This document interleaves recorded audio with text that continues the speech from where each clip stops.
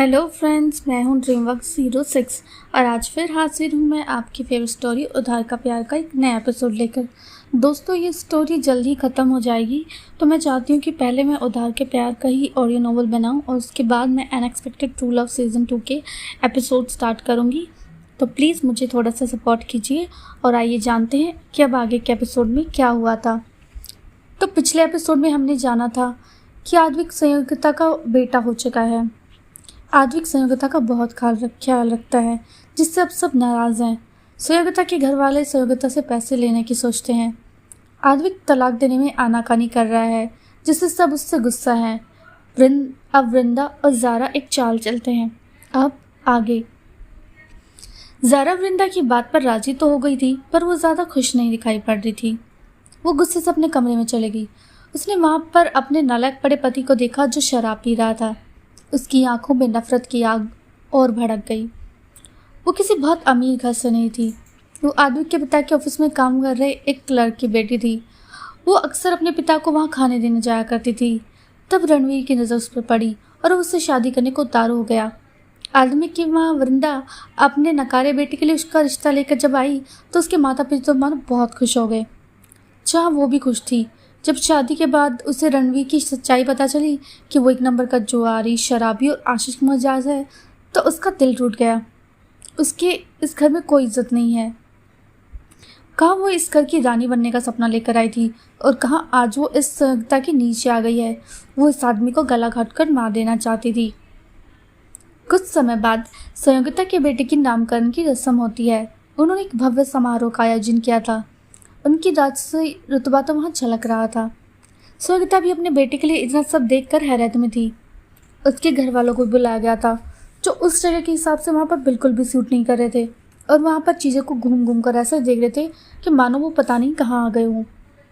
संयोगिता को भी उनकी इन हरकतों पर शर्मिंदगी हो रही थी और वृंदा तो बस गुस्से से फटने ही वाली थी। उस खास दिन के लिए दादा दादी भी आ चुके थे। वो दोनों आज बहुत खुश थे और संयोगिता पर बहुत प्यार लुटा रहे थे। वो इस बात से भी खुश थे कि आद्विक की आंखों में संयोगिता के लिए काफ़ी प्यार दिखाई दे रहा था।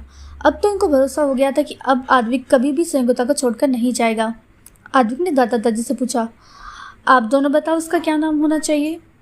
दादाजी ने उस बच्चे को प्यास में गोद में उठाया और काफ़ी देर तक निहारने के बाद बोले, इसे देखकर मुझे लगता है कि ये हमारे भविष्य को काफ़ी उज्जवल करेगा।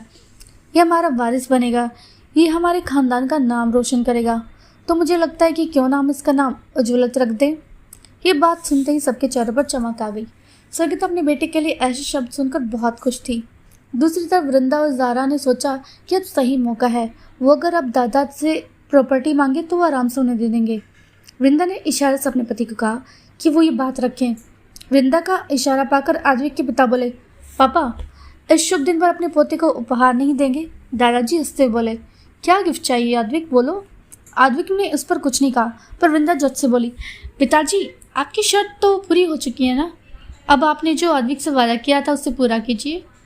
उनकी बात सुनकर वहाँ पर एकदम से चुप्पी छा गई। आद्विक को उम्मीद नहीं थी कि उसकी माँ ऐसे मौके पर ऐसी बात करेगी। दादाजी ने कुछ देर तक कुछ सोचा और अपने वकील से बोले, प्रॉपर्टी के पेपर्स रेडी करो, हम आद्विक को तोहफे में अपना सब कुछ दे देंगे।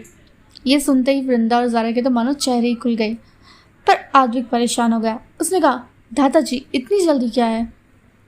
इसके इस सवाल पर वृंदा और ज़ारा को बहुत गुस्सा आ गया, पर उन्होंने दादाजी के सामने कुछ नहीं कहा।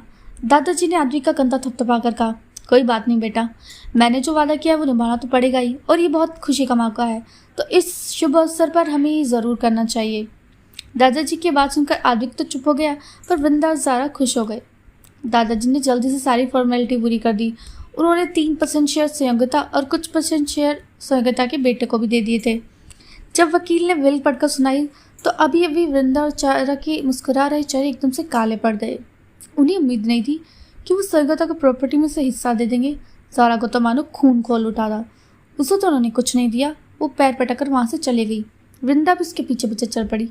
ज़ारा ने गुस्से से फुंकार कर कहा, मुझसे ना अब ये औरत बर्दाश्त नहीं होती। इसकी औकात ही नहीं है। मैं इसे जान से मार देना चाहती हूँ।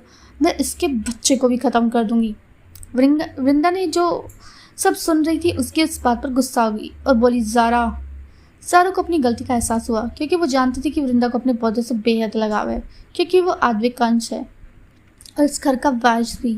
वो खुद को संभाल कर बोली, माँ जी मैं क्या करूँ बताइए, उसे कैसे सब मिल सकता है जो मुझे आज तक नहीं मिला? क्या मैं इस घर की बहू नहीं हूँ? दादाजी ने मेरे पति को और मुझे तो कुछ नहीं दिया। अब इसमें मेरी क्या गलती कि मेरा पति शराबी, जुरारी और ठरकी है? अब मैं बांझ हूँ तो मैं क्या कर सकती हूँ? ये कहकर वो जोर जोर से रोने लगी। वृंदा ने उसे पकड़कर अपने गले से लगाकर बोली, मैं समझती हूँ, अब तू समझ ज़ारा, अब वक्त आ गया है, हम इस संयोगता को ऐसे यहाँ नहीं रहने दे सकते। सारा ने खुद को संभाला और बोली, मॉम अब जो भी होगा आज ही होगा, आप सब तैयारी कर लीजिए। ये सुनकर वृंदा भी हैरत में पड़ गई। फिर उसने वृंदा की ज़ारा की आंखों में झलक रही नफरत को देखा और उसे लगा कि अब सारा संयोगता को किसी भी कंडीशन में नहीं छोड़ेगी। फिर उसे भी लगा कि अब सही वक्त आ गया है कि अब उन्हें संयोगता को इस घर से निकालना होगा।